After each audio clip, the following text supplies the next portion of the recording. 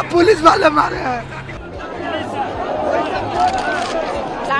लाठी चार्ज नहीं हुआ, बार बार अनुरोध किया गया कि आप जो है यहाँ से हट जाइए। वसीम बरेलवी साहब का एक शेर है कि वो झूठ बोल रहा था बड़े सलीके से, मैं एतबार न करता तो और क्या करता। लेकिन मैडम स्वीटी को तो झूठ भी बोलने नहीं आया, इन्होंने तो आंखों में सीधे धूल झोंक दिया। जब देश इनकी बेरहमी का सबूत टीवी स्क्रीनों और सोशल मीडिया पर लाइव देख रहा था, उसी वक्त ये मैडम कह रही थी कि इन्होंने छात्रों पर कहाँ लाठी चलाई। यानी इनका कहना है कि छात्रों ने खुद पर ही लाठी बरसा ली। सर्द अंधेरी रात में बच्चों ने तो खुद पर पानी उड़ेल दिया। मैडम, अपनी आंखों में शर्म होना बड़ा जरूरी है, यही इंसानियत है। जब बीपीएससी छात्रों पर पुलिसिया लाठी चटकाई जा रही थी तो ये मैडम उस पुलिसिया दमन का नेतृत्व कर रही थी। जब इनकी करतूतों का सबूत सामने आया तो इससे पल्ला झाड़ लिया, जबकि ये खुद भी उसी रास्ते से यहाँ तक पहुंची हैं जिस रास्ते को साफ सुथरा करने के लिए बीपीएससी के खिलाफ छात्र प्रदर्शन कर रहे हैं। मैडम स्वीटी सहरावत 2019 बैच की आईपीएस अधिकारी हैं। इन्होंने 2019 यूपीएससी परीक्षा में 187वीं रैंक हासिल कर आईपीएस रैंक सिक्योर किया था। इन्होंने दिल्ली टेक्नोलॉजी यूनिवर्सिटी से बीटेक की डिग्री हासिल की है। आईपीएस बनने से पहले स्वीटी एक डिजाइनर इंजीनियर थी। इनके पिता दिल्ली पुलिस में हेड कांस्टेबल थे। 2013 में एक एक्सीडेंट में इनके पिता का निधन हो गया था। इनके भाई सीआईएसएफ में सब इंस्पेक्टर के पद पर तैनात हैं। ये पहली बार नहीं है जब आईपीएस स्वीटी मैडम चर्चा में है, इससे पहले भी वो चर्चा में रह चुकी हैं। सितंबर 2024 में उनका एक वीडियो वायरल हुआ था जिसमें वो केरल के पूर्व राज्यपाल और पूर्व डीजीपी निखिल कुमार से बात कर रही थी। निखिल कुमार ने बढ़ती चोरी की घटनाओं को लेकर उनसे मुलाकात की थी। तब स्वीटी ने कहा था कि अपने आवास पर हर किसी से नहीं मिलती, प्राइवेसी नाम की कोई चीज भी होती है। अब फिर चर्चा में है। बीपीएससी छात्रों पर लाठी बरसाने का नेतृत्व करने और सफेद झूठ बोलने के लिए कि पुलिस ने लाठी नहीं चटकाई। अब थोड़ा इस बीपीएससी की परीक्षा के घोषित होने, एग्जाम में धांधली और अब रद्द करने की मांग तक जान लेते हैं पूरा मामला। दरअसल बीपीएससी 17वीं पीटी एग्जाम में शुरू से ही कुछ न कुछ विवाद लगा रहा। पदों की संख्या 5 बार बढ़ी, परीक्षा की संभावित डेट 3 और फॉर्म भरने की तारीख 2 बार बढ़ी। 18 सितंबर को मौखिक रूप से 1929 पदों यानी कि 1929 पदों पर भर्ती का निर्णय लिया गया था। 23 सितंबर को 1957 पदों के लिए विज्ञापन जारी हुआ, जो बाद में बढ़कर 1964 हो गया। फिर 26 अक्टूबर को 2031 और 4 नवंबर को 2035 पदों पर भर्ती के लिए आवेदन मांगा गया। पहले परीक्षा की संभावित डेट 30 सितंबर थी, इसके बाद 17 नवंबर किया गया, फिर बाद में बढ़ाकर 13 और 14 दिसंबर किया गया। इसके बाद आयोग ने एक पाली में 13 दिसंबर को परीक्षा लेने का निर्णय लिया। जब नॉर्मलाइजेशन का विरोध हुआ तो 19 सितंबर को बीपीएससी के अध्यक्ष परमार रवि मनुभाई ने कहा था कि नॉर्मलाइजेशन एक वेल एस्टेब्लिश्ड प्रोसेस है। भारत सरकार की ओर से भी कई सारे परीक्षाओं में नॉर्मलाइजेशन किया गया है। ये इतनी आसान प्रक्रिया है कि किसी भी छात्रों को इससे कोई परेशानी नहीं होनी चाहिए। 30 अक्टूबर को बीपीएससी कार्यालय में सिविल सेवा की तैयारी करने वाले शिक्षकों के साथ बैठक हुई।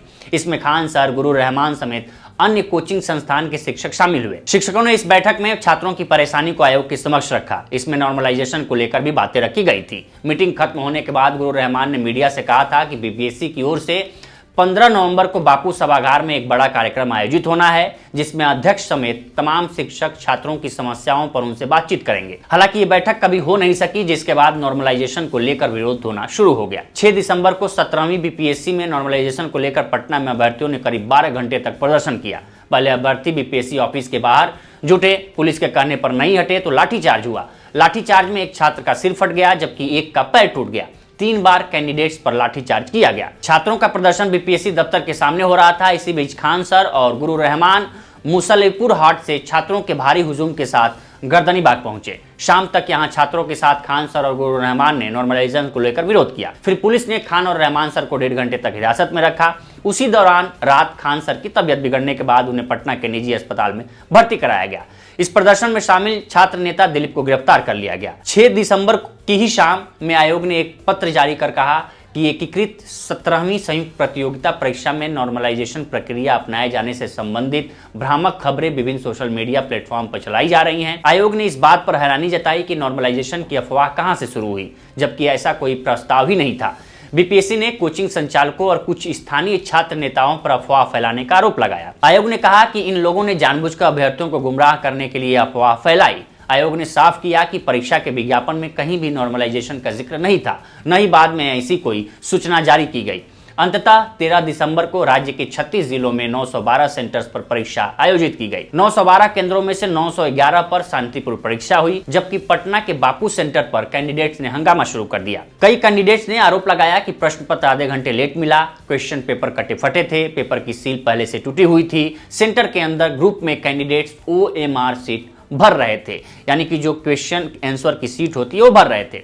बापू सेंटर पर पेपर लीक का आरोप लगाकर प्रदर्शन कर रहे एक कैंडिडेट को पटना के डीएम डॉक्टर चंद्रशेखर सिंह ने थप्पड़ जड़ दिया था। इसके बाद पुलिस ने बीच बचाव करते हुए कैंडिडेट को साइड किया था। 3 दिसंबर को ही शाम में आयोग के अध्यक्ष ने प्रेस कॉन्फ्रेंस किया। इस दौरान कहा कि किसी ने हमें पेपर लीक होने की शिकायत नहीं की है। 15 दिसंबर को पटना डीएम ने अपनी जांच रिपोर्ट आयोग को सीसीटीवी फुटेज के साथ सौंपी। डीएम चंद्रशेखर ने अपने जांच रिपोर्ट में बताया कि परीक्षार्थी के रूप में कुछ असामाजिक तत्व परीक्षा में शामिल हुए थे। उनका एक ग्रुप परीक्षा भवन के बाहर भी मौजूद था। ये लोग बाहर से हंगामा करने के लिए तैयार थे। कुछ अभ्यर्थियों ने केंद्राधीक्षक को घेर कर परीक्षा रद्द करने का दबाव बनाया, लेकिन ऐसा नहीं हो सका। इसके अलावा अपनी रिपोर्ट में उन्होंने कहा था कि कुछ परीक्षार्थी तोड़फोड़ और अन्य प्रकार से व्यवधान उत्पन्न करके किसी तरह परीक्षा कैंसिल करवाना चाह रहे थे। ऐसे परीक्षार्थियों और उपद्रवी तत्वों के खिलाफ कानूनी कार्रवाई के साथ साथ हत्या का मुकदमा भी दर्ज किया जाएगा। इस प्रकरण में कुछ कोचिंग संस्थानों की भी भूमिका जांच की जाएगी। ये तो डॉक्टर चंद्रशेखर डीएम ने ये रिपोर्ट अपनी दी थी जब ये आरोप लगा कि यहाँ धांधली हुई है। इसके बाद 16 दिसंबर को जांच रिपोर्ट देखने के बाद आयोग ने बैठक बुलाई। इस दौरान फैसला लिया गया कि बापू सेंटर पर हुई परीक्षा को रद्द कर दिया गया, लेकिन अब छात्र पूरी परीक्षा को रद्द करने की मांग कर रहे हैं, जिसके लिए उनके ऊपर सरकारी आदेश पर पुलिसिया लाठी चलाई जा रही है। ये कितना न्यायपूर्ण है यह आप बताएंगे। वीडियो में फिलहाल इतना ही। बाकी देश दुनिया की तमाम खबरों के लिए बने रहे लोकमत हिंदी के साथ। नमस्कार।